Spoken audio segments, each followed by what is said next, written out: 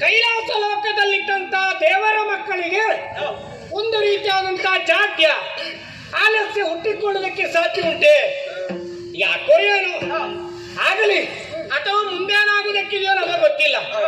ಆದ್ರೆ ದೇವರ ಮಕ್ಕಳಾದಂತ ನಮಗೆ ಇವತ್ತು ಆಲಸ್ಯ ಉಂಟಾಯಿತು. ಹಾಗಾಗಿ ಎಲ್ಲರೂ ಕೂತು ಮಾತಾಡಿಕೊಂಡೆವು. ಒಮ್ಮೆ ಬಯಲು ಪ್ರದೇಶ ಅಂದ್ರೆ ಕೈಲಾಸದ ತಪ್ಪಲು ಪ್ರದೇಶವನ್ನು ಸೇರಿಕೊಳ್ಳುವ, ಎಲ್ಲವರು ಜೊತೆಯಾಗಿ ಆಟ ಆಡುವ, ಮನಸ್ಸಿಗೆ ಸಂತೋಷವನ್ನು ಉಂಟು ಮಾಡಿಕೊಳ್ಳುವ ಅನ್ನುವ ಹಾಗೆ ಕೂತು ಮಾತಾಡಿ ತಂದೆಯವರಿಂದ ಆಜ್ಞೆಯನ್ನು ಆಶೀರ್ವಾದವನ್ನು ಪಡೆದು ಹೊರಟು ಬಂದವರು ನಾವಿದ್ದೇವೆ. ಬರುವರುವಾಗಲೇ ಭಾಗವತೋತ್ತಮರು ಆಡ್ತಾರೆ, ಒಂದು ದಿನದಲ್ಲಿ ಬಾಲ ಗಜಮುಖ ನೊಂದು ಗೂಡತ ಗಣರ ಸಹಿತ. ಅಂದ್ರೆ ಗಜಮುಖ ಒಬ್ಬ ಆಟ ಆಡ್ಲಿಕ್ಕೆ ಆಗ್ತದ? ಗಣರು ಸಹಿತ ಇದ್ರೆ, ನೀವೆಲ್ಲ ಇದ್ರೆ ಮಾತ್ರ ಆಟ ಆಡಬೇಕಾಗ್ತದೆ. ಹಾಗಾಗಿ ತಪ್ಪಲು ಪ್ರದೇಶವನ್ನು ಸೇರಿಕೊಂಡಂತ ನಾವು ಹಲವಾರು ರೀತಿಯ ಆಟಗಳನ್ನು ಆಡಿದ್ದೇವೆ. ಇಂಥದ್ದು ಬೇರೆ ಬೇರೆ ಪ್ರತ್ಯೇಕವಾಗಿ ನಾವು ವಿವರಿಸಬೇಕಾಗಿಲ್ಲ. ಎಲ್ಲ ಹಲವು ರೀತಿಯ ಆಟವನ್ನು ಆಡಿ ನೋಡಿ, ಆಗಳಿಗಿಂತ ಜಾತಿ ಎಲ್ಲ ಕಳೆದು ಈಗ ಮನಸ್ಸಿನಲ್ಲಿ ಆಸೆ, ಸಂತೋಷ, ಉಲ್ಲಾಸ ಹುಟ್ಟಿಕೊಳ್ತಾ ಇದೆ. ಮನಸ್ಸಿಗೆ ಏನೋ ಸಂತೋಷ ಅನ್ನಿಸ್ತಾ ಇದೆ. ನಿನಗೆ ಹೇಗೆ ಅನಿಸಿದೆ? ಒಳ್ಳೇದಾಗಿ. ಅವನಿಗೆ ಸಂತೋಷ ಆದ್ರೆ ಅವ ನಮ್ಮ ಹಾಗೆಲ್ಲ ಯಾವಾಗಲೂ ತಿರುಗಾಟ ಮಾಡಿಕೊಂಡಿರ್ತಾನೆ. ಅಪ್ಪ ಇಂತಲ್ಲಿಗೆ ಹೋಗ್ಬೇಕಂತ ಏರಿದ ಕೂಡಲೇ ಒಟ್ಟಿಗೆ ಹೋಗ್ತಾನೆ. ನಮಗಿಂತ ಹೆಚ್ಚಿಗೆ ಅವನೇ ನೋಡಿದ್ದಾನೆ. ಆದ್ರೆ ಈಗ ಕತ್ತಲಾಗುವುದಕ್ಕಿಂತ ಮುಂಚೆ ಕೈಲಾಸಕ್ಕೆ ಬರಬೇಕಂತ ಅಪ್ಪ ಹೇಳಿದ್ದಾರೆ. ಕತ್ತಲಾಗುವುದಕ್ಕೆ ಇನ್ನೂ ತುಂಬಾ ಸಮಯ ಇದೆ. ನಾವು ಅವಕಾಶ ಸಿಕ್ಕಿದ್ದು ಇವತ್ತು ಪ್ರಥಮ, ನಾಳೆ ಅವಕಾಶ ಸಿಗ್ತದೆ ಅಂತ ಹೇಳುವುದಕ್ಕಾಗುದಿಲ್ಲ. ಹಾಗಾಗಿ ಇಲ್ಲೇ ಸ್ವಲ್ಪ ಪರಿಸರದ ವೀಕ್ಷಣೆಯನ್ನು ಮಾಡುತ್ತಾ ಮುಂದುವರಿಯೋಣ. ಬನ್ನಿ ಬನ್ನಿ ಬನ್ನಿ ಬನ್ನಿ.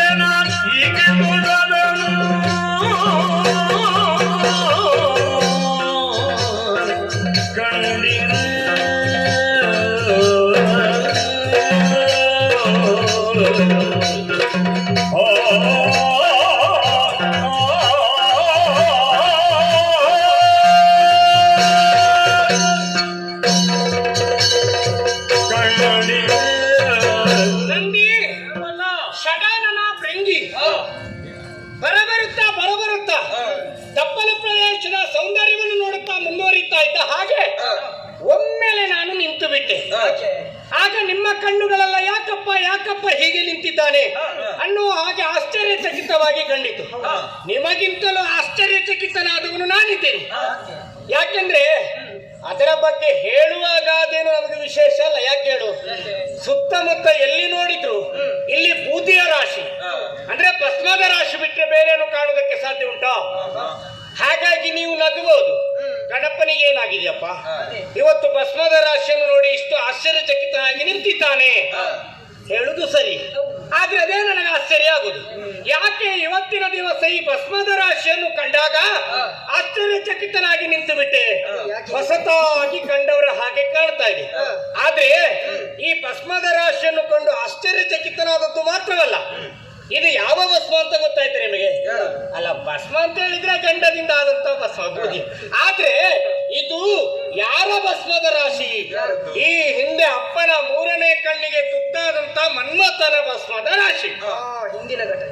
ಆದ್ರೆ ಈ ಭಸ್ಮವನ್ನು ಕಂಡಾಗ ನನಗೊಂದು ಹೊಸ ರೀತಿಯಾದಂತ ಆಸೆ, ಆಶ್ಚರ್ಯ, ಏನಾದ್ರೂ ಮಾಡ್ಬೇಕು, ಏನಾದ್ರೂ ವಿಶೇಷತೆ ಕಾಣಬೇಕು ಇದ್ರಲ್ಲಿ ಅಂತ ಆಸೆ ಉಂಟಾಗ್ತಾ ಇದೆ. ಹೌದು, ಆಗುದಿಲ್ವಾ? ಈಗ ಏನೆಲ್ಲ ಸಿದ್ಧತೆ ಪ್ರಪಂಚ ಮುಖದಲ್ಲಿ ಮಾಡಿದವರಿದ್ದಾರೆ, ಹೆಸರನ್ನು ಗಳಿಸಿದವರಿದ್ದಾರೆ, ಕೀರ್ತಿಯನ್ನು ಸಂಪಾದಿಸುತ್ತಿದ್ದಾರೆ. ಬೂದಿಯನ್ನು ಏನಾದ್ರೂ ಮಾಡಿದವರಿದ್ದಾರಾ? ಇಲ್ಲ. ಹಾಗಾದ್ರೆ ನಾನು ವಿಶೇಷವಾಗಿ ಬೂದಿಯಿಂದ ಏನಾದ್ರೂ ನಿರ್ಮಾಣ ಮಾಡಬೇಕು ಅನ್ನುವ ಹಾಗೆ ನಾನು ಆಲೋಚನೆ ಮಾಡಿದ್ದೇನೆ. ನಿರ್ಮಾಣ ಅಂದ್ರೆ ಯಾವುದು? ಒಂದು ಬೊಂಬೆ ಸಿದ್ಧತೆ ಮಾಡುವ ಅಂತ, ಈ ಬೂದಿಯಿಂದಲೇ. ಹೌದೌದು, ಗೊಂಬೆ ಏನು ಆಗದೆ ಅದೇ ಇವತ್ತೊಂದು ಪ್ರಯತ್ನ ಮಾಡಿ ನೋಡುವ ಅಂತ. ಆದ್ರೆ ನೀವು ಸಹಾಯಕರಾದ್ರೆ ಮಾತ್ರ ಆ ಕೆಲಸ ನಡೀತದೆ, ಖಂಡಿತ ಅಲ್ಲ. ಏನು ಬೂದಿ ತರುವುದು ಬೇಡ, ಯಾಕೆಂದ್ರೆ ನಿಮ್ಮ ಕೈಯೆಲ್ಲ ಬೂದಿ ಆದ್ರೆ ಮತ್ತೆ ಕಷ್ಟ ಆಗ್ತದೆ ಅಂತೇಳಿ ಅದೆಲ್ಲ ಆಲೋಚನೆ ಬೇಡ. ಈಗ ಬೂದಿ ಮಾತ್ರ ಇಲ್ಲಿ ಕಾಣ್ತದೆ, ಬರೇ ಬೂದಿಯಿಂದ ಏನು ಮಾಡುವುದಕ್ಕಾಗುದಿಲ್ಲ. ಅದಕ್ಕೆ ನೀರನ್ನು ಚೆನ್ನಾಗಿ ಎರಕ ಹೊಯ್ದ್ರೆ ಮಾತ್ರ ಬೂದಿಯನ್ನು ಕಲಸುವುದಕ್ಕಾಗ್ತದೆ, ಮೆತ್ತುವುದಕ್ಕಾಗ್ತದೆ. ಹಾಗಾಗಿ ಊರಲ್ಲಿ ಪ್ರತ್ಯೇಕವಾಗಿ ಹೇಳುವುದಿಲ್ಲ, ಯಾರಾದ್ರೂ ಒಬ್ಬರು ಅಥವಾ ಮೂವರು ಒಟ್ಟಿಗೆ ಹೋಗಿ ಸ್ವಲ್ಪ ನೀರಿನ ವ್ಯವಸ್ಥೆ ಮಾಡಿಕೊಂಡು ಬರ್ತೀರಾ? ಯಾರು ಇದು ನೀರಂತ ಹೇಳುವಾಗ ಒಬ್ಬ ಆಚೆ ಹೋಗಿ ಆಗಿದೆ, ಒಬ್ಬ ಈಚೆ ತಿರುಗಿ ಆಗಿದೆ, ನಂದಿಯ ಮುಖ ನೋಡುವುದೇ ಬೇಡ. ನೀರು ತರಬೇಕಾ? ಅವತ್ತಮ್ಮ ತಮ್ಮ ಹೋಳಿಗೆ ಕೊಟ್ಟಾಗ ನನಗೆ ಒಂದಾದ್ರು ಕೊಟ್ಟಿದ್ಯಾ? ಕಟ್ಟಿಕೊಂಡು ಹೋಗಿ ತಿನ್ನುವಾಗ ಒಬ್ಬನೇ ಹೋಳಿಗೆ ಕಟ್ಟಿಕೊಂಡು ಹೋಗುವಾಗ ಗೊತ್ತಾಗುದಿಲ್ಲ, ನೀನು ಎದರಲ್ಲಿ ತಿನ್ನುದಿಲ್ಲ, ಕಟ್ಟಿ ಒಬ್ಬನೇ ತಿಂದಿದ್ಯಾ? ಈಗ ನನಗೆ ಗೊತ್ತಾಯ್ತು, ಕೆಲಸ ಮಾಡುವುದಕ್ಕಾಗುದಿಲ್ಲ ಅಂತ ಹೇಳಿದವ ಹೇಗೆ ಮೈಯೆಲ್ಲ ಬರ್ಸಿಕೊಂಡಿದ್ದಾರೆ ಅಂತ ಕೈಲಾಗದವ. ಆದ್ರೆ ನಿಮ್ಮ ಹತ್ರ ಆಗದಿದ್ರೆ ಏನಾಗಿದೆ? ನಾನು ಯೋಚನೆಗೆ ಬದ್ಧನಾದವರಿದ್ದೇನೆ. ಈಗ ನಾನೇ ನೀರನ್ನು ತರುವುದರ ಮೂಲಕ ಯೋಗ್ಯವಾದಂತಹ ಮೂರ್ತಿಯನ್ನು ಸಿದ್ಧಗೊಳಿಸಿ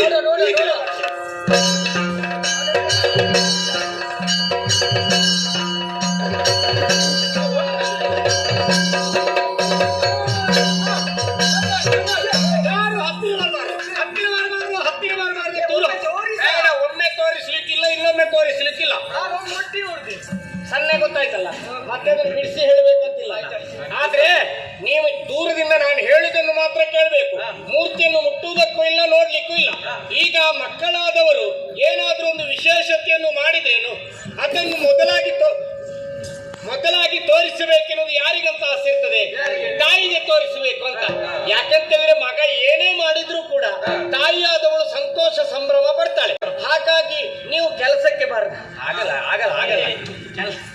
ಕೆಲಸಕ್ಕೆ ಬಾರದು ಅಂತ ಹೇಳಿದಲ್ಲ, ಅಂದ್ರೆ ನನಗೆ ಸಹಾಯಕ್ಕೆ ಬಾರದವರಿಗೆ ನಾನು ತೋರಿಸಿ ಏನು ಪ್ರಯೋಜನ ಉಂಟು? ಹಾಗಾಗಿ ಕೆಲಸಕ್ಕೆ ಬಾರದು ಅಂತ ನಾನು ನಾಳೆ ನೀವು ನನ್ನೊಟ್ಟಿಗೆ ಬರೆದಿದ್ರೆ ಮತ್ತೆ ಅದು ಕಷ್ಟ. ಹಾಗಾಗಿ ಅಮ್ಮನಿಗೆ ತೋರಿಸೋದಕ್ಕಾಗಿ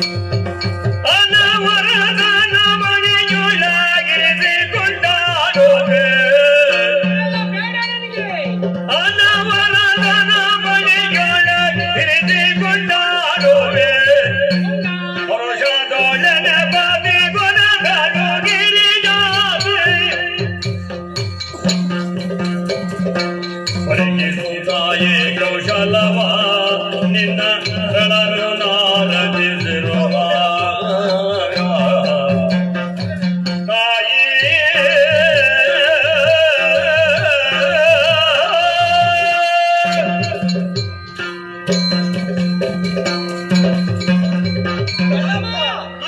ಎಷ್ಟು ಬೇಗ ಬಂದಿದೆ ಆಟಗಳು. ಹೌದು, ಇನ್ನು ಕತ್ತಲಾಗುವುದಕ್ಕೆ ಸ್ವಲ್ಪ ಸಮಯ ಉಂಟು, ಆದ್ರೆ ಬೇಗ ಓಡೋಡಿಕೊಂಡು ಬಂದೆ. ಹಾಗೆ ನೋಡಿ ಅಮ್ಮ, ಬರೋ ಕೈಯಲ್ಲಿ ಬರ್ಲಿಲ್ಲ ನಾನು. ಹೌದು, ಕೈಯಲ್ಲಿ ಏನೋ ಒಂದು ವಿಶೇಷವಾದನ್ನು ತಂದಿದ್ದೇನೆ. ಗೊಂಬೆ ಅಲ್ವಾ? ಹೌದು, ಗೊಂಬೆ. ಒಮ್ಮೆ ನೋಡಿದ್ರೆ ಮತ್ತೊಮ್ಮೆ, ಮತ್ತೊಮ್ಮೆ ನೋಡಿದ್ರೆ ಇನ್ನೊಮ್ಮೆ. ಆಟ ಆಟ ನಮ್ಮದು ಆಟ ಮುಗೀತಲ್ಲ. ನಾನು ಇದರ ಬಗ್ಗೆ ಹೇಳಿದ್ದು. ಇದು ಅಮ್ಮ, ನಾವು ಇದು ಯಾರ ಇವರ ಕೈಯಲ್ಲಿ ಇದ್ರಲ್ಲೋ ನಾನು ಕಸ್ಕೊಳ್ಳಿಕ್ಕೆ, ಬೇರೆಯವರ ಕೈಯಿಂದ ಕಸಿದುಕೊಂಡು ಬಂದದ್ದು ಅಥವಾ ಅಲ್ಲಿಯಲ್ಲೂ ಬಿದ್ದದ್ದು ಕೈಲಾಸದಲ್ಲಿ ಹೆಕ್ಕಿಕೊಂಡು ಬಂದದ್ದಲ್ಲಮ್ಮ ಇದು. ಸಂಶಯ ನನಗೆ. ಅಲ್ಲಮ್ಮ, ನಿಮ್ಮ ನಿಮ್ಮ ಮಗ ನಿಮ್ಮ ಮಗ ಹಾಗೆಲ್ಲ ಎತ್ತುಕೊಂಡು ಬರ್ತಾನೆ, ಬೇರೆಯವ್ರದ್ದು ನೋಡುವುದಿಲ್ಲ, ನಿಮ್ಗೆ ಎತ್ತುಕೊಂಡು ಬರುದಿಲ್ಲ. ಅಮ್ಮ, ಇದು ನಾವು ಆಟ ಆಡುತ್ತಾ ಕೈಲಾಸ ತಪ್ಪು ಪ್ರದೇಶವನ್ನು ಸೇರಿಕೊಂಡೆವಾ, ಅಲ್ಲಿ ಹೋಗ್ತಾ ಇದ್ದ ಹಾಗೆ ಅಲ್ಲಿ ಎಲ್ಲ ಕಡೆ ನೋಡಿದ್ರು ಭಸ್ಮದ ರಾಶಿ ಸುಟ್ಟದ್ದು. ಹೌದಾ? ಅದು ಹೆಣ ಸುಟ್ಟದಲ್ಲ, ಭಸ್ಮದ ರಾಶಿ. ಆಗ ಕೊನೆಯಲ್ಲಿ ಈ ಹಿಂದೆ ಅಪ್ಪನ 3ನೇ ಕಣ್ಣಿಗೆ ತುತ್ತಾದಂತ ಮನ್ಮಥನ ಭಸ್ಮದ ರಾಶಿ ಇತ್ತು.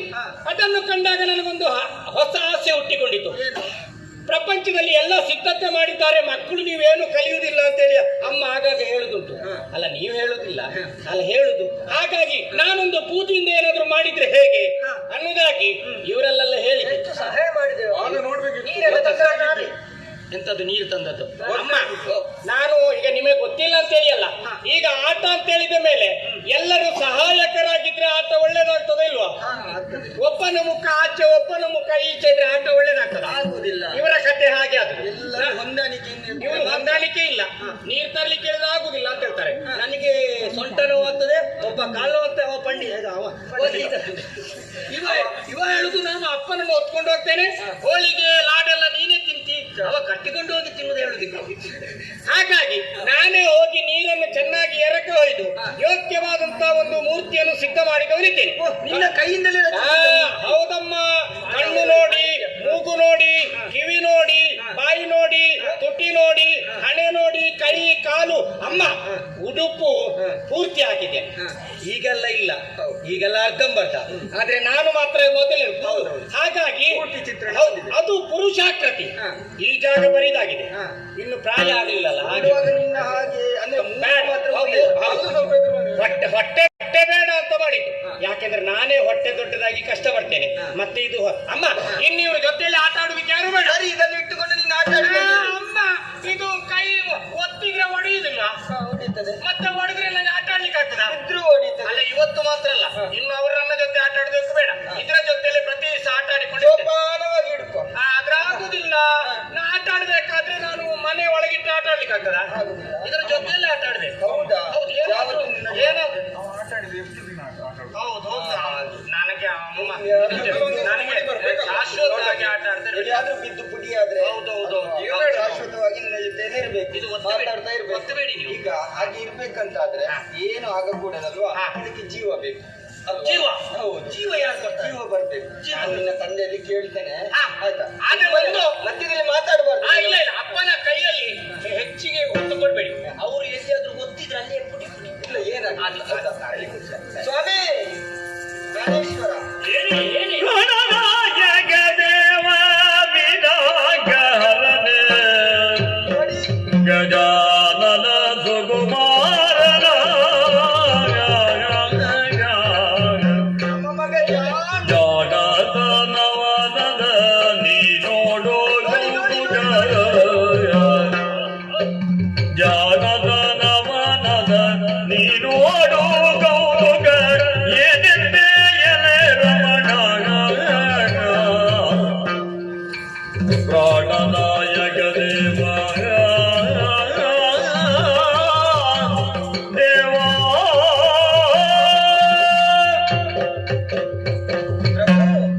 ನೋಡಿ ನೋಡಿ ಅಂತೆ ಒಂದು ಸುಂದರವಾದಂತ ಆಕೃತಿ. ಎಲ್ಲಿ ಸಿಕ್ಕಿದ್ದಾನೆ? ಇದು ಗಣಪತಿ ತಂದದ್ದು. ಗಣೇಶ. ಹೌದಪ್ಪ. ಎಲ್ಲಿ ಮಗನೇ ಸಿಕ್ಕಿದ್ದೀನಿ? ಎಂತದಪ್ಪ ನೀನು? ಎಲ್ಲಿಯೂ ಸಿಕ್ಕಿದ್ದಲ್ಲ, ಇದು ಅವನೇ ತಯಾರಿಸಿದಂತ ಗೊಂಬೆ ಇದು. ನಾನೇ ಮಾಡಿದ್ದಪ್ಪ. ನಮ್ಮ ಮಗ ಜಾಣ, ಆತನ ಜಾಣತನಕ್ಕೆ ಮೆಚ್ಚಲೇಬೇಕು ನೋಡಿ. ಅವನ ಕಲ್ಪನೆ ಎಲ್ಲ ನೋಡಿ ಸ್ವಾಮಿ, ಎಷ್ಟು ಚಂದವಾದಂತ ಆರವಿಂದವನ್ನು ನೋಡು, ಹೌದಪ್ಪ, ಕಣ್ಣು ನೋಡು, ಹೌದು, ಮೂಗು ನೋಡು, ಹಾ, ಕಿವಿ ನೋಡು, ಹೌದು, ಎಳ್ಳೆಷ್ಟೂ ಇದರಲ್ಲಿ ಕೊರತೆ ಇಲ್ಲ. ಹೊಟ್ಟೆ ಅವನಾಗಿಲ್ಲ, ಪುರುಷಾರ್ಥಕ್ಕೆ ರಚನೆ ಮಾಡಿದ್ದಲ್ವಾ. ಹಾಗೆ ಸ್ವಾಮಿ ಅವನದೊಂದು ಆಸೆ ಅಂತ. ಮತ್ತೆ ನೀನು ಇಟ್ಕೊಳ್ಳುವುದಕ್ಕೆ ಅವರು ಮಾಡಿದವರ ಕೈಯನ್ನು ಬಿಟ್ಟು ಬಿಡು. ಕೊಡ್ತೇನೆ, ಆದ್ರೆ ಒಂದು ಆಸೆ ಉಂಟು, ಅವನ ಬಳಿಯಲ್ಲೇ ಇರಬೇಕು ಅನ್ನೋ ಹಾಗೆ. ಅದಕ್ಕೆ ಇದು ಬಿದ್ರೆ ಪುಡಿ ಆಗ್ತದಲ್ಲ, ಅದು ಯಾವ ಒಂದು ಕೆಲಸ ಮಾಡೋಣ, ಆಗಾಗ ನೋಡ್ತಾ ಇರ್ಬೇಕಲ್ಲ, ದೊಡ್ಡ ಪೆಟ್ಟಿಗೆ ಸ್ವಲ್ಪ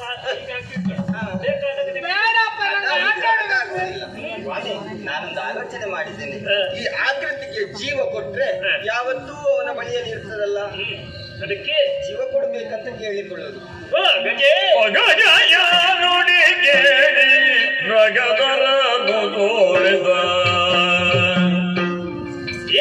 ಅಗಜಯ ನುಡಿ ಕೇಳಿ ಮೃಗದರನು ತೋರಿದ ಮಗದ ಗೊಳಿಸ ಮೃಗ ವಿಮೋಚನೆ ಪ್ರತಿನಿಗೆ ಜೀವವೀವ ಮಗಯಡಿ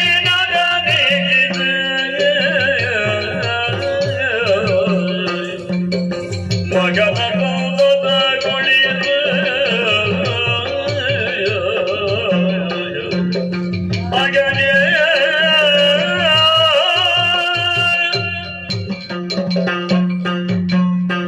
ಪಾರ್ವತಿ ಪ್ರಾಣೇಶ್ವರ ಗಣೇಶನ ಹಸ್ತ ಚಮತ್ಕೃತಿ ಹೌದು. ಸಾಮರ್ಥ್ಯ ಏನು ಎನ್ನುವುದನ್ನು ಈ ಕಾಲದಲ್ಲಿ ನಾವು ಕಂಡುಕೊಂಡವರೇ. ನಮ್ಮ ಮಗ ಕಲಾವಿದ, ಹೌದು. ಬೆಳೆಯುವ ಸಿರಿ ಮೊಳಕೆಯಲ್ಲಿ ಎನ್ನುವ ಹಾಗೆ ಎಳೆಯ ಹುಡುಗನಾದರೂ ತನ್ನದೇ ಆದಂತಹ ಭಸ್ಮದಿಂದ ಇಂತಹ ಒಂದು ದಿವ್ಯ ಮೂರ್ತಿ ಪ್ರತಿಮೆಯನ್ನು ನಿರ್ಮಿಸಿದ್ದಾರೆ ಎಂದಾದರೆ ತಂದೆ ತಾಯಿಗಳಾದ ಸಂತೋಷ ಪಡಲೇಬೇಕು. ಹೌದಪ್ಪ, ಹಾಗಿದ್ರೆ ಇದಕ್ಕೆ ಪ್ರತಿಮೆಗೆ ಜೀವಕಲೆಯನ್ನು ಕೊಡಿ ಸ್ವಾಮಿ ಅಂತ ನೀನು ಕೇಳಿಕೊಂಡೆ ಎಂತಾದರೆ ನೀನು ಸಾಮಾನ್ಯ ಒಬ್ಬಳು ಹೆಣ್ಣಾಗಿ ಯಾಕೆ ಯೋಚಿಸ್ತಾ ಇದ್ದೀನಿ? ಏನು ನೀನು ಸಾಮಾನ್ಯನೇ ಅಲ್ಲ. ಪರ್ವತರಾಜನ ಸುಕುಮಾರಿಯಾದ ಕಾರಣ ಗಜೆ ಎನ್ನುವ ನಾಮನೆಯನ್ನು ಹೊಂದಿದವಳು, ಶಕ್ತಿ ಸ್ವರೂಪಿಣಿಯಾಗಿ ನನ್ನ ಕೈ ಹಿಡಿದವಳು.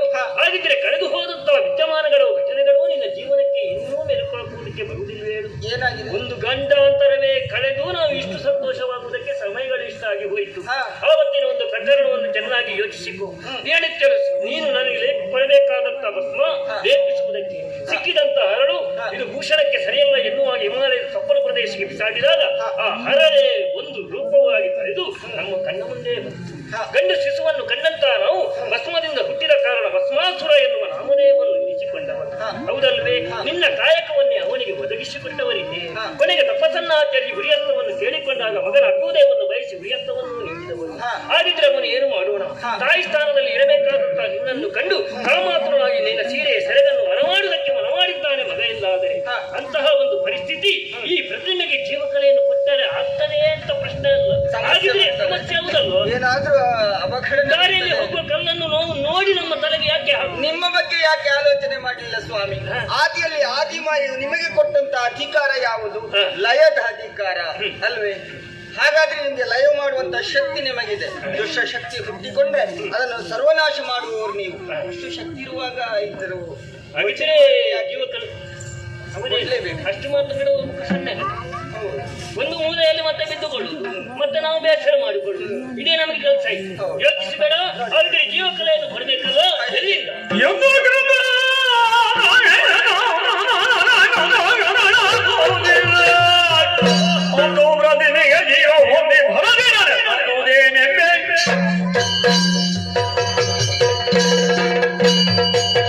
ಪಾರ್ವತಿ, ಈ ಪ್ರತಿಮೆಗೆ ಜೀವಕಲೆಯನ್ನು ನೀಡಬೇಕು ಎನ್ನುವಾಗ ಯೋಚಿಸಿಕೊಂಡಾಗ ಎಲ್ಲಿಂದ ಅಂತ ಯೋಚಿಸಿದರೆ ಅಂಬರದಲ್ಲಿ ಶರೀರವಿಲ್ಲದಂತಹ ಒಂದು ಆತ್ಮ ತಿಂದಿತ್ತಾ ಚಲಿಸುತ್ತಾ ಇದೆ. ಆತ್ಮ ಮಾತ್ರ ಕಾಣುವುದು, ಶರೀರ ಇಲ್ಲ. ಇಲ್ಲಿ ಆತ್ಮ ಇಲ್ಲ, ಶರೀರ ಎಂದು ಕಾಣುತ್ತಾ ಉಂಟು. ಆ ಆತ್ಮವನ್ನೇ ಈ ಪ್ರತಿಮೆಗೆ ಜೋಡಿಸುವುದರ ಮೂಲಕವಾಗಿ ದಿವ್ಯ ಕಲೆಯನ್ನು ಕೊಡೋಣ, ನೋಡಿ ಬಿಡು.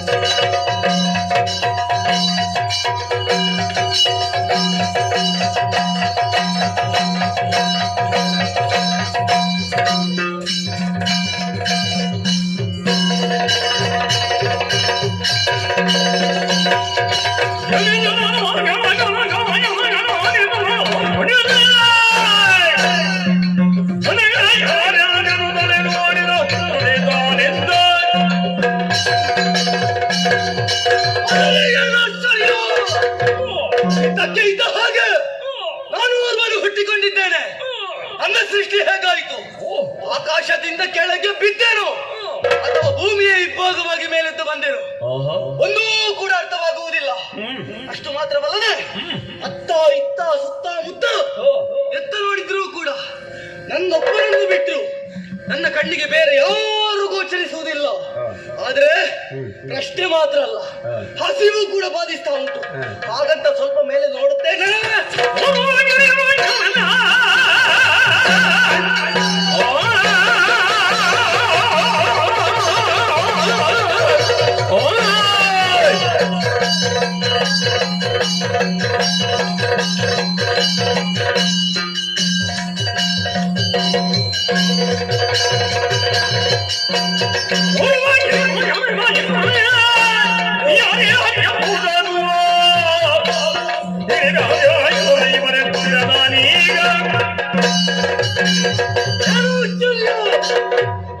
ಈಗಷ್ಟೇ ಹುಟ್ಟಿದ್ರು ಕೂಡ ಮನದಲ್ಲಿ ಅದೆಷ್ಟೋ ಪ್ರಶ್ನೆಗಳು ಮೂಡುತ್ತಾ ಉಂಟು.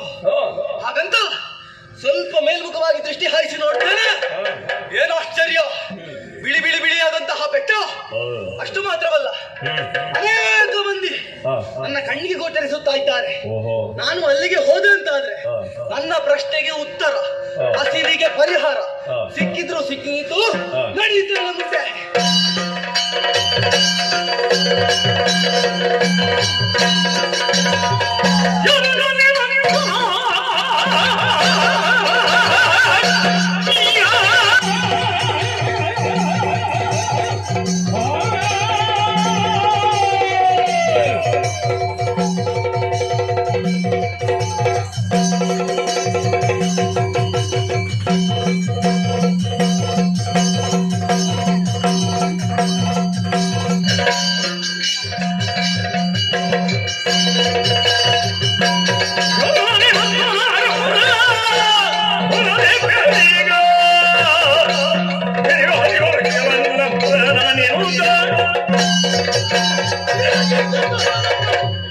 ಅತಿ ವೇಗವಾಗಿ ಮೇಲೆ ಬಂದಿದ್ದೇನೆ.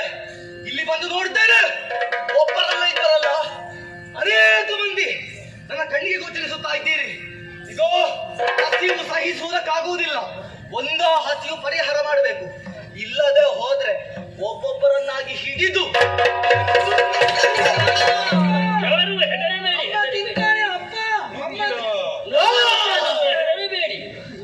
ಹೆದರಿಕೆ. ಹೌದೇನು? ಏನು ಒಬ್ಬ ಕ್ಷಣ ಎಲ್ಲರೂ ಹೆದರುತ್ತಾರೆ ಅಂತ ಭಾವಿಸಿಕೊಳ್ಳಿ. ನನಗೆ ಹೆದರಿ ಏನು ಪ್ರಯೋಜನ ಇಲ್ಲ. ಹಾಗಲ್ಲ, ಹಸಿವು ಪರಿಹಾರ ಆಗಬೇಕು. ಕೊಡ್ಲಿಲ್ವಾ?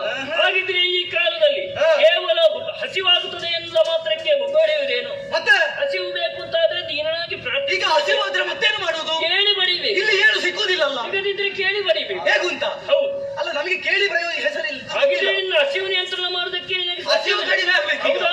ಇಕ್ಕೋ. ಬೇಕಾದ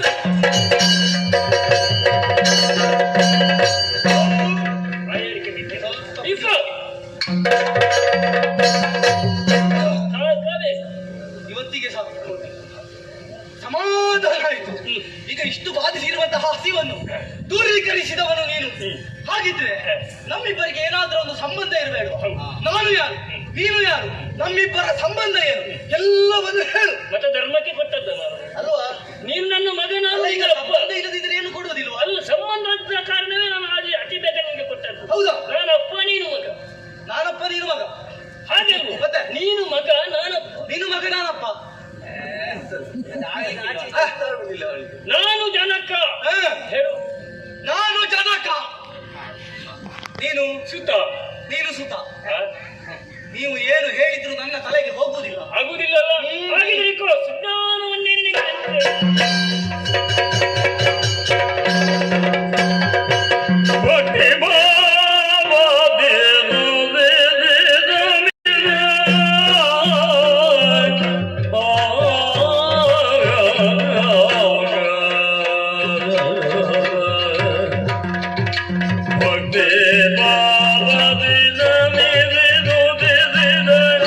ಜಿಂದ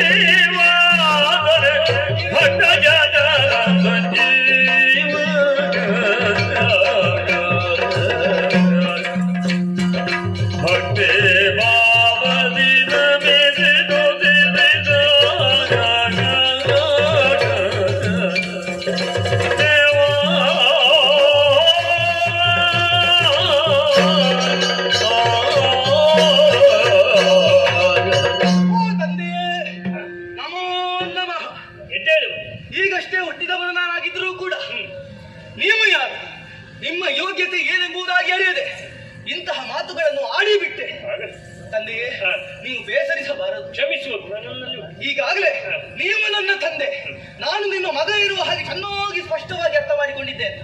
ಹಾಗಂತ ಹಸಿವನ್ನು ಪರಿಹಾರ ಮಾಡಿದ್ದೀರಿ ಅನ್ನುವಲ್ಲಿಗೆ ಮುಗಿಯಲಿಲ್ಲ. ಮನದಲ್ಲಿ ಪ್ರಶ್ನೆಗಳು ಹಲವಾಗಿದೆ ಈಗ. ಸಂದೇಹ? ಹೌದಪ್ಪ. ಏನು? ಏನು ಅಂತ ಆದ್ರೆ ನಿಮ್ಮನ್ನು ಆಗದಿಂದ ಗಮನಿಸ್ತಾ ಇದ್ದೇನೆ. ಈಗ ಕೆಳಗೆ ಇರುವಾಗ ಇಷ್ಟು ತಂಪಾದ ವಾತಾವರಣ ಇರ್ಲಿಲ್ಲ, ಬಹಳ ಬಿಸಿ. ಇಲ್ಲಿಗೆ ಬಂದದ್ದೇ ತಡ, ಸ್ವಲ್ಪ ತಂಪಾದಂತಹ ವಾತಾವರಣ. ಅಷ್ಟು ಮಾತ್ರವಲ್ಲದೆ ನಿಮ್ಮನ್ನೇ ಗಮನಿಸ್ತಾ ಇದ್ದೇನೆ. ಅಪ್ಪ, ಎಂತದ್ದಪ್ಪ ನಿಮ್ಮಲ್ಲಿ ವಿಶೇಷವನ್ನೇ ಕಾಣ್ತಾ ಇದ್ದೇನೆ. ಎತ್ತರವಾದ ಪ್ರದೇಶ ಮನೆ. ಹೌದು. ಗಾಳಿ ಬರುತ್ತಾ ಉಂಟು. ಹೌದು. ಹಾಗಂತೇಳಿ ನನ್ನ ತಲೆಯಲ್ಲಿ ರಾರಾಜಿಸುವ ಚಂದ್ರ. ಹಾ. ಅದು ನನ್ನ ಶರೀರಕ್ಕೆ ತಪ್ಪನ್ನು ಕೊಡುವುದು ಮಾತ್ರವಲ್ಲ, ಎಲ್ಲರಿಗೂ ತಪ್ಪನ್ನು. ಹೌದಾ? ಆದ್ದರಿಂದ ನಾನು ಚಂದ್ರಶೇಖರ ಮಗ. ಈಗ ಚಂದ್ರಶೇಖರ್ ಅಂದ್ರೆ ನೀವು ಅಲ್ವಾ? ಹಾ. ಮತ್ತೆ ಅದೆಂತದ್ದು ಬದಿಯಲ್ಲಿ ಹರಿಯುವುದು ನೀರು? ಅವಳೊಬ್ಬಳಾಗಿ ಹೆಣ್ಣು. ಹೌದಾ? ಅವಳ ಹೆಸರು ಗಂಗೆಯನ್ನು ಅದು ಯಾಕೆ ನಿಮ್ಮ ಶಿರದಲ್ಲಿ? ಶಿರದಲ್ಲಿ ಧರಿಸಿದ್ದೇನೆ. ಹೌದು. ಆವತ್ತಿನ ಭಗೀರಥನ ಪ್ರಯತ್ನ, ಹಾ. ಆ ಗಂಗಾ ನದಿಯ ರಭಸವನ್ನು ತಡೆಯುವವರು ಯಾರು ಎಂದು ಕೇಳಿಕೊಂಡಾಗ ಓಹೋ. ನಾನೇ ಹೋಗಿ ಅವಳನ್ನು ನನ್ನ ಶಿರದಲ್ಲಿ ಧರಿಸಿದ್ದೇನೆ. ಹೌದಾ? ಆದ್ದರಿಂದಲೇ ಗಂಗಾಧರ ಎನ್ನುವ ನೆಗತ್ತಿಗೆ ಪಾತ್ರ. ಈಗ ಗಂಗಾಧರ ಅಂದ್ರೂ ಕೂಡ ನೀವೇ? ನಾನೇ. ಅಷ್ಟು ಮಾತ್ರ ಅಲ್ಲ, ನಮ್ಮೆಲ್ಲರಿಗೆ ಇರುವುದು ಎರಡೆರಡು. ನಿಮಗೇನಪ್ಪ ಅದು ಮೂರು ಹಣೆಯಲ್ಲಿ? ಅದು ಕಣ್ಣು ಮಗನೇ. ಅದು ಕಣ್ಣ? ಹೆಚ್ಚಿನ ಕಣ್ಣು. ಅದು ಮುಚ್ಚಿಕೊಂಡಿದೆ. ಅದು ಬೇಕಾದಾಗ ಮಾತ್ರ ತೆರೆಯುವುದು. ಈಗ ಬೇಡ ಬೇಡ ಇಲ್ಲ, ಇಲ್ವಾ? ಕೋಪ ಬಂದ್ರೆ ಮಾತ್ರ. ಇದು ಬೆಂಕಿಯ ಉಂಡೆ ಅದರ ಒಳಗಿರುವುದು. ಹಾಗಿದ್ರೆ ನಿಮಗೆ ಕೋಪ ಬರಬಾರ್ದು. ಇಲ್ಲ, ಕೋಪ ಬರುವುದಿಲ್ಲ. ಎಂತಪ್ಪ ಇದು? ಇದು ಶಿವನ ಮಗನೇ. ಅದು ಯಾಕೆ? ನನ್ನ ಆಯುಧ. ಹೌದಾ? ಆದಿದೈವಿಕ ಆದಿಭೌತಿಕ ಆಧ್ಯಾತ್ಮಿಕ ಎನ್ನುವಂತಹ ತಾಪತ್ರಯಗಳನ್ನು ದೂರೀಕರಿಸುವ ವಿಶಿಷ್ಟವಾದ ಮೂರು ಗುಣಗಳಿಂದ ಕೂಡಿಕೊಂಡ ಓಹೋ. ಇದು ನನ್ನ ಆಯುಧವಾಗಿ ಹಾ. ಅದಕ್ಕೆ ತ್ರಿಶೂಲ ಎನ್ನುವ ನಾಮಧೇಯ. ಅದೇ ಮೂರು ಮೂರು ಕಾಣ್ತದೆ ಅದರಲ್ಲಿ. ಒಂದೊಂದಕ್ಕೆ ಒಂದೊಂದು ಗುಣ ಉಂಟು. ಹೌದಪ್ಪ. ಅಷ್ಟು ಮಾತ್ರ ನಿಮ್ಮ ಕುತ್ತಿಗೆಯಲ್ಲಿ ಎಂತದು? ಇದು ಕುಸು ಕುಟ್ತಾ ಉಂಟು. ಹಾವು. ಹೌದು. ಅದು ಯಾಕೆ ಇಲ್ಲಿ? ಆದ್ದರಿಂದ ಇದನ್ನು ನನ್ನ ಆಭರಣಗಳನ್ನಾಗಿ ನಾನು ಸ್ವೀಕರಿಸಿ. ಅಲ್ಲ, ನಿಮಗೆ ಇಂತಹ ಒಂದು ಆಭರಣ ಉಂಟಾ? ಆದ್ದರಿಂದಲೇ ನಾಗಾಭರಣ, ಅಪ್ಪ, ಸರ್ಪಾಭರಣ. ಈಗ ನಿಮ್ಮಲ್ಲಿ ನೋಡುವುದಕ್ಕೆ ಹೋದ್ರೆ ಹಲವು ವಿಶೇಷ ಉಂಟು. ಎಲ್ಲವನ್ನು ಕೇಳುವುದಕ್ಕೆ ಹೋದ್ರೆ ಇವತ್ತು ಹೊತ್ತು ಸಾಲಿಕ್ಕಿಲ್ಲ. ಸಮಯ ಸಿಗ್ಲಿಕ್ಕಿಲ್ಲ. ನಿಮ್ಮದು ಇವತ್ತಿಗೆ ಸಾಕು, ಇನ್ನು ನಾಳೆ ಕೇಳ್ತೇನೆ. ಆದಿತ್ಯ ಮದುವೆ ಒಂದೊಂದನ್ನೇ ನಾಳೆ ಕೇಳಿ ನಾಳೆ ಅಪ್ಪ, ಕೇಳು. ಈಗ ಇಲ್ಲಿ ನಮ್ಮನ್ನು ಬಿಟ್ಟರೆ ಬೇರೆ ಯಾರು ಇಲ್ಲ ಅಂತ ಹಾಗೆ ಆಲೋಚನೆ ಮಾಡಿದ್ದು. ಈಗ ಬರುವಾಗ ನೋಡಿದ್ದೇನೆ ಹಲವು ಮಂದಿ ಇದ್ದಾರೆ. ಆದ್ರೆ ನಿಮ್ಮ ಪಕ್ಕದಲ್ಲಿ ಯಾರಪ್ಪ? ಅದು ಹೆಂಗದು? ನಿನ್ನ ಅಮ್ಮ ಮಗನೇ ನಾನು. ನನ್ನ ಹೆಂಡತಿಯೋ? ನಿನ್ನ ಅಮ್ಮ? ನನ್ನಮ್ಮ. ಹೌದು. ನಿಮಗೇನಾಗಬೇಕು? ಹೆಂಡತಿ. ನನ್ನ ಹೆಂಡತಿಯಲ್ಲಿದ್ದಾಳೆ. ನನಗೆ ಹೆಂಡತಿ ಇಲ್ವಾ? ನಮ್ಮದೇ. ಮತ್ತೆ ನಿಮ್ಮ ಈಗಾಗಲೇ ಅಲ್ಲ, ಈಗ ಹುಟ್ಟಿದ್ರೆ ಹೆಂಡತಿ ಇಲ್ವಾ? ನೀನು ಸ್ವಲ್ಪ ದೊಡ್ಡವನಾದ. ಈಗ ದೊಡ್ಡವಾಗಬೇಕಾ? ನನಗೇನಾಗಬೇಕು? ನಿನಗೆ ಅಮ್ಮ. ಅಮ್ಮ, ಸರಿ. ವಂದಿಸಿದ್ದೇನೆ. ಸಂತೋಷ. ಅಪ್ಪ, ಅಲ್ಲಿಗೆ ಮುಗಿತಾ? ಇನ್ನು ಮುಗಿಲಿಲ್ಲ. ಮತ್ತೊಬ್ಬ ಇದ್ದಾನಲ್ಲಿ. ಅವನ ಸ್ವರ ಈಗ ಕೇಳಿದ್ದು ನನಗೆ. ಅಪ್ಪ, ಅದು ಯಾರಪ್ಪ ಅವ? ಅವನು ಭೃಂಗಿ. ರಿಂಗಿಯೋ? ಇಂದ್ರಿ ಅಲ್ಲ. ಅವ ಸರಿತಾನ? ಹೌದಾ? ನನಗೇನಾಗಬೇಕು? ನಿನಗೆ ಅಣ್ಣ. ಅಣ್ಣ, ವಂದಿಸಿದ್ದೇನೆ. ಜೊತೆಯಲ್ಲಿ ಒಳಗೆ ಹೋಗುವ. ಇಬ್ಬರು ಜೊತೆಯಲ್ಲಿದ್ದಾರೆ. ಪ್ರಕೃತಿ. ಹೌದಾ? ಯಾರು? ಪ್ರಕೃತಿ. ನನಗೆ ಕುಟಿ ಕಟ್ಟಿದ್ದಾರೆ. ಅಪ್ಪ, ಹಾಗಲ್ಲ, ಮತ್ತೊಬ್ಬ ಇದ್ದಾನೆ. ನಮಗೆಲ್ಲ ಇರುವುದೆಷ್ಟು ಶಿರ? ಒಂದೇ ಅಲ್ವಾ? ಅವನಿಗೆ ಹಾಗಲ್ಲ, 6 ಶಿರಗಳನ್ನು ಹೊಂದಿದ್ದಾನೆ. ಆತ ನಾರಪ್ಪ. ಅವನು ನನ್ನ ಮಗ. ನಿಮ್ಮ ಮಗನ? ಅವನ ಹೆಸರಿಗೆ ಷಣ್ಮುಖ ಎನ್ನುವ ಒಂದೇ ಹೆಸರ? ವಿಶೇಷವಾದ ಅರ್ಥ ಉಂಟು. ಹೌದಾ? 6ನೇ ದಿನದಲ್ಲಿ ಘೋರದೈತ್ಯ ತಾರಕನನ್ನು ವಧಿಸುವುದರ ಮೂಲಕವಾಗಿ ತಾರಕಾರಿ ಎನ್ನುವಂತಾನೆ. ತರಕಾರಿಯ? ಅದ್ಯಾಕೆ ಎಷ್ಟು ಬೇಗ ಬಂದದ್ದು? ತಾರಕಾರಿ ಎನ್ನುವ ತಾರಕಾರಿ, ಷಣ್ಮುಖ ಎನ್ನುವ ಹಾಗೆ ಈಗ ನನಗೆ ಕೃತಿಕಾದೇವಿಯವರಿಂದ ಪೋಷಿಸಲ್ಪಟ್ಟ ಕಾರಣ ಕಾರ್ತಿಕೇಯನು ಹೌದು, ಸ್ಕಂದನೂ ಹೌದು. 5ರಿಂದ ಆರುಮುಖ. ಆರುಮುಖ. ಈಗ ಆರ್ಮುಖ ಮಂತ್ರಿ ಇವನ? ಹೌದಾ? ಆರುಮುಖ. ಅಷ್ಟೇ. ನೀನು ತಮ್ಮ ಅವನನ್ನು ನನಗೆ ಅಣ್ಣನ? ಪ್ರೀತಿಯಿಂದ ಕುಮಾರಣ್ಣ ಅಂತ ಕರಿ. ಓ ಕುಮಾರಣ್ಣ, ವಂದಿಸಿದ್ದೇನೆ. ಇಷ್ಟೇಯಾ? ನನಗೆ ಸಂತೋಷ ಆಯ್ತಾ?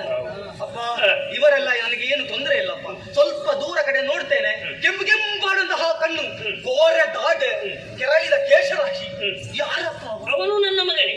ಅಪ್ಪ, ವೀರಭದ್ರ ಎನ್ನುವ ಹಾಗೆ ಅವನ ಹೆಸರು. ಹೌದಾ? ವೀರೇಶ ಎನ್ನುವ ಹಾಗೆ. ಹಾ ಹಾ, ವೀರೇಶ.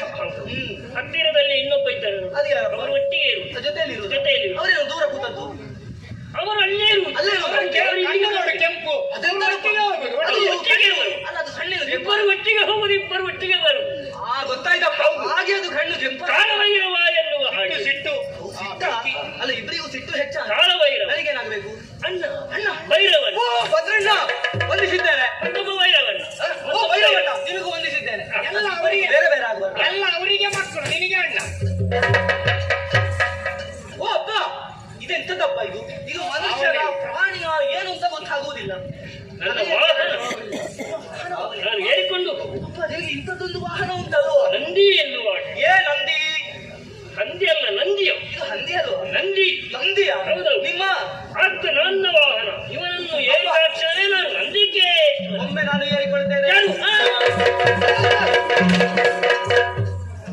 ಎಂತದ್ದು ಬೇರೆಯವರ ವಾಹನ ಎಲ್ಲ ಏರುವುದಾ?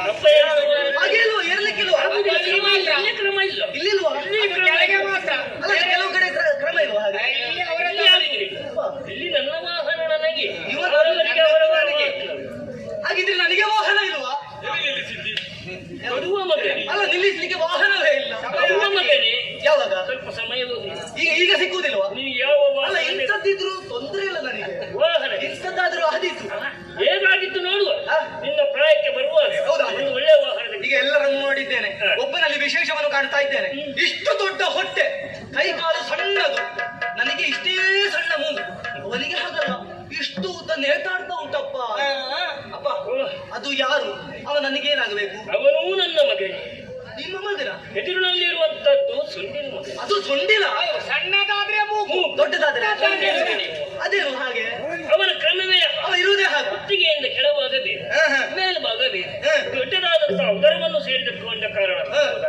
ಮೊದಲ ಪೂಜೆಯ ಕುಂಭನಾಥ ಹಾ, ಹಾ. ಮಾತ್ರವಲ್ಲ ನಿನ್ನ ಜನ್ಮಕ್ಕೆ ಮೂಲ ಕಾರಣವು ಕೈ ಕಾಲು ಸಣ್ಣಣ್ಣ ಹೊಟ್ಟೆ ತುಂಬಣ್ಣ ಇಲ್ಲಿಯ ನಿನ್ನ ತಮ್ಮನನ್ನು ಅಪ್ಪ ಅಪ್ಪ ನನಗೇನಾಗಬೇಕು ಅಣ್ಣ ಅಣ್ಣ. ಹೌದು. ಎಲ್ಲ ಅಣ್ಣನೇ. ಗಣೇಶ ಓ ಗಣೇಶಣ್ಣ ಓ ಗಣೇಶಣ್ಣ ಒಳ್ಳೆದಾಗ್ಲಿ ಒಳ್ಳೆದಾಗ್ಲಿ ಒಳ್ಳೆದಾಗ್ಲಿ. ಅಪ್ಪ ಈಗ ಎಷ್ಟು ಹೆಸರುಂಟಪ್ಪ ಇವರಿಗೆ ಒಬ್ಬೊಬ್ಬರಿಗೆ ಎರಡೆರಡು ಮೂರು ಮೂರು ಹೆಸರು ನನಗೆ ಒಂದು ಹೆಸರು ಇಲ್ವಾ ಅದು ಹೇಳುವ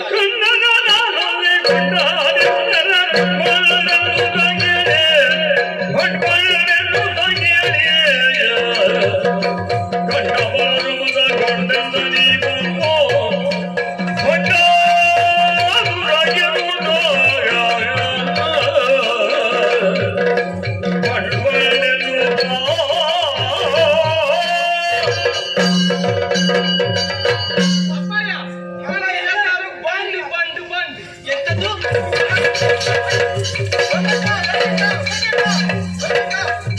ನೀವೇ ಹೀಗೆ ಆದ್ರೆ ಅಪ್ಪಯ್ಯ ಇರ್ತದ. ಅಪ್ಪ ನೋಡಿದೆಯಾ? ಇಷ್ಟು ಹೊತ್ತಿನವರೆಗೆ ಅವ ಮಾತಾಡ್ಲಿಲ್ಲ ಈಗ ಬಂದು ಇವ ಬ್ಯಾಂಡ್ ಬ್ಯಾಂಡ್ ಎಂತದ್ದೆಲ್ಲ ಹೇಳ್ತಾನಪ್ಪ ಬಂದು ಅಂತ ಕರೆದದ್ದು. ಅದು ಯಾಕೆ ಹಾಗೆ ಕರ್ತದ್ದು ನಿನಗೊಂದು ಒಳ್ಳೆಯ ನಾಮಕರಣವನ್ನು ಇಡುವನ ಯಾವುದನ್ನು ಇಡುವನ ಎನ್ನುವಾಗೆ ಇರುವರು ಹಾ. ಯೋಚಿಸಿಕೊಂಡಾಗಲೇ ಇಷ್ಟರ ತನಕ ಇಷ್ಟು ಹೊತ್ತಿಗೆ ಎಂತದ್ದೆಲ್ಲ ಹೇಳ್ತಾನೆ ಇವ? ಮಾತನಾಡುವುದೇ ಇಲ್ಲ. ಹೌದಾ ಮೂಕ ಪ್ರಾಣಿ. ಹೌದು. ನನ್ನನ್ನು ಕಂಡಾಗ ಹೋಗಿ, ಹೋಗಿ. ಎರಡು ಶಬ್ದಗಳನ್ನು ಅಲ್ಲ ಒಂದು ಒಳ್ಳೆ ಹೆಸರು ಯಾವ್ದಾದ್ರು ಹೇಳ್ತಿದ್ರೆ ನನಗೆ ಏನು ಬೇಸರ ಆಗ್ತದೆ. ಅವನು ಹೇಳಿದಲ್ಲಿಗೆ ಮುಗಿಯಿತು. ಅಂದ್ರೆ? ಬಂಡಿ ಎನ್ನುವ ಶಬ್ದ ಹಾ. ವಿಶೇಷ ನನಗೆ? ಒಳ್ಳೆದಲ್ಲ. ಅಪ್ಪ ನನಗೆ ಅಂತ ಹೆಸರು ಬೇಡ ಅದು ಸಿಕ್ಕಿದ್ರೆ ನಿಂಗೆ ನನಗೆ ಆಗುದಿಲ್ಲ ಏನಾದ್ರು? ಎಂತದ್ದಪ್ಪ ಒಂದು ದಾರಿಯಲ್ಲಿ ಹೋಗುವಾಗ ಎಲ್ಲರೂ ಬಂಡ ಬಂದ ಏನೆಲ್ಲ ಹೇಳುದಿಲ್ವಾ ಅದು ಮತ್ತೆ ಬಂಡು ಹೋಗಿ ಏನೆಲ್ಲ ಆದೀತು ಹೌದಲ್ಲ? ಹಾ. ಹಾಗಿದ್ರೆ ನಿನ್ನ ಅಕ್ಷರ ಗೊತ್ತಾದ್ರೆ ಸ್ವಲ್ಪ ದೀರ್ಘವಾಗಿರ್ಬೇಕು ಯೋಚಿಸಿಗಳು ಬೇಡ ಮಗನೇ. ಹಾ. ನೀನಿಂತ ನಿಲುವು, ಹಾ. ನಿನ್ನ ಓಜಸ್ಸು ತೇಜಸ್ಸು, ಓಹೋ. ಕರ್ಕಶವಾದ ಧ್ವನಿ, ಹಾ. ನಿನ್ನ ಅಟ್ಟಹಾಸ ಹ್ಮ್. ಎಲ್ಲವೂ ಅಸುರ ಪ್ರವೃತ್ತಿಗಳಿಂದ ಕೂಡಿಕೊಂಡಿದೆ. ಓಹೋ. ಆದ್ದರಿಂದ ಬಂಡಿ ಎನ್ನುವ ಶಬ್ದಕ್ಕೆ ಹಾ. ಅಸುರ ಎನ್ನುವಂತ ಶಬ್ದವನ್ನು ವಿನಿಯೋಗಿಸಿ ಒಟ್ಟಿಗೆ ಮಾಡಿ ಹಾ. ನಿನ್ನನ್ನು ಬಂಡ ಸಂತೋಷಪ್ಪ ಈಗ ನೆಮ್ಮದಿ ಆಗುತ್ತಾ? ನೆಮ್ಮದಿ ಆದದ್ದೆಂತಪ್ಪ ಹಾ. ಇಷ್ಟು ಹೊತ್ತು ಇವರೆಲ್ಲ ಜೊತೆಯಲ್ಲಿ ಇದ್ದವರಿಗೆ ಎದ್ದುಕೊಂಡು ಹೋದತೆಯ ಮತ್ತೆ ಅವರು ಇಲ್ಲೇ ಕುಳಿತುಕೊಳ್ಳುವವರು. ಅಪ್ಪ ಬಹುಶಃ ಅವರಿಗೆ ನನ್ನ ಹೆಸರು ಇಷ್ಟ ಆಗ್ಲಿಲ್ವಾ ಹಾಗೆಲ್ಲ ಮತ್ತೆ ಎಲ್ಲಿಗೆ ಹೋದದಪ್ಪ ಅವರು ಅವರಿಗೆ ಕೆಲಸವು ಉದ್ಯೋಗ ನಿಮಿತ್ತವಾಗಿ ಅಲ್ಲಿಗೆ ಹೋದವು. ಇವರಿಗೂ ಕೆಲಸ ಉಂಟ ಸ್ವಲ್ಪ ಸಮಯ ಕೈಲಾಸದಲ್ಲಿ ಇರುವವರು ನನ್ನನ್ನು ಆರಾಧಿಸಿಕೊಂಡು ಈಗ ಇಲ್ಲಿ ಇರುವುದು ಮಾತ್ರ ಅಲ್ಲ ಹಾ. ಈಗ ಇಲ್ಲಿರುವವರಿಗೆ ಪ್ರತ್ಯೇಕವಾದ ಕೆಲಸ ಬೇರೆ ಕೆಲಸ ಉಂಟು ಮಗ. ನನಗೆ ಕೆಲಸ ಆಯ್ತಲ್ಲ ಈಗ ಕೆಲಸವೇ ಹೌದು ನನಗೆ ಏನಿಲ್ಲ ನನಗೇನು ಕೆಲಸ ಇಲ್ಲ ಪಾರ್ವತಿ, ಹಾ. ಈ ಬಗ್ಗೆ ನಾನು ಯೋಚಿಸಿಕೊಂಡಾಗ ಅವನು ಯಾವ ಕೆಲಸ ಕೊಡುವ ಅಂತ ನನ್ನ ತಲೆಗೆ ಹೊಳಿ ನಾನು ಆ ಬಗ್ಗೆ ಯೋಚನೆ ಮಾಡ್ತೇನೆ ಹೌದು. ಕೆಲಸ ಕೊಡ್ತೇನೆ ಗಿರಿಜಾರು ಯಮನೆಗರೆದು ನಂಬೋದರದ ತರಳ ಭಂಡಾಸುರನ ನೆರದ ನೀನೊಡಗೊಂಡು ನೆರವಾಟ ಬಾಟಗಳ ಢರಕವಾಗಿ ಉಳಿರುವುದ ಮೊರೆಯಲದ ಕೇಳಿ ಮುದದೀಯ ಗಂಡಾಸುರ, ಅಮ್ಮ ನೀನು ಹುಟ್ಟಿಕೊಳ್ಳುವುದಕ್ಕೆ ಕಾರಣ ಯಾರು ಗೊತ್ತಾ ಯಾರು ಈ ಗಣಪ ಹೌದಾ ಗಣಪನಿಗಾಗಿ ನೀನು ಹುಟ್ಟಿಕೊಳ್ಳ ಅದು ಯಾಕಪ್ಪ ಅಂದ್ರೆ ಅವನು ನಿರ್ಮಿಸಿದಂತ ಆಕೃತಿ ಹಾಗಾಗಿ ನಿನಗೆ ಉದ್ಯೋಗ ಏನಂತ ಹೇಳ್ತಾ ಇದೆಯಲ್ಲ ಹೌದು ಇವನ ಜೊತೆಯಲ್ಲಿರುವುದೇ ಉದ್ಯೋಗ ಈಗ ಆಟ ಆಡೋದು. ಈಗ ಜೊತೆಯಲ್ಲಿ ಇದ್ರೆ ಆಯ್ತಾ ಅವರ ಜೊತೆಯಲ್ಲಿ ಇದ್ದುಕೊಂಡು ಆಟ ಆಡುವುದೇ ನಿನಗೆ ಕೆಲಸ ಅಮ್ಮ ಈಗ ನಮ್ಮದು ಆಟ ಮಾತ್ರ ಬೇರೆ ಬೇರೆ ಏನಿಲ್ಲ ಈಗ ಆಟ ಮಾತ್ರ ಹೌದಾ ಹೌದು ಆಟ ಆಡುವುದು ಮಾತ್ರ ಆಟ ಆಡುವುದು ಮಾತ್ರ ಜೊತೆಯಲ್ಲಿ ಪಾಠ ನೀನು ತಿಳಿದುಕೊಳ್ಳುವುದಕ್ಕೆ ಇನ್ನೂ ಬೇಕಾದಷ್ಟಿದೆ ಎಲ್ಲ ಜ್ಞಾನವನ್ನು ಹೊಂದಿಕೊಂಡಿದ್ದವನು ಗಣಪ ಆದ್ದರಿಂದ ನಿನಗೆ ಆರ್ಥಿಕವಾಗಿಯೂ ಎಲ್ಲ ರೀತಿಯಲ್ಲೂ ಇದ್ದಾನೆ. ಆದ್ದರಿಂದ ಅವನ ಜೊತೆಯಲ್ಲಿ ಯಾವತ್ತೂ ನೀನಿರಬೇಕು. ಬಿಟ್ಟಿರಬಾರ್ದು. ಅಮ್ಮ, ಇದು ಆಟ ಆಡ್ತಾ ಇರ್ತೇವೆ ಆದ್ರೆ ಈ ಮೊದಲಿಗಿಂತ ಹೆಚ್ಚಿಗೆ ಆಗ್ಬೇಕು ಈಗ ತಿನ್ನುವುದಕ್ಕೆ. ಹೌದಲ್ಲ, ಸ್ವಲ್ಪ ಕೆಲಸ ಹೆಚ್ಚಾಯ್ತು. ತೊಂದ್ರೆ ಇಲ್ಲ, ಮಕ್ಕಳಿಗೆ ಬೇಕಾದ ಬಡಿಸ್ತೇನೆ ನಾನು. ಆಯ್ತಾ ತಮ್ಮ ಕಿರಿಕಿರಿ ಮಾಡ್ಕೊಳ್ಬೇಡಿ. ಇಲ್ಲ ಇಲ್ಲ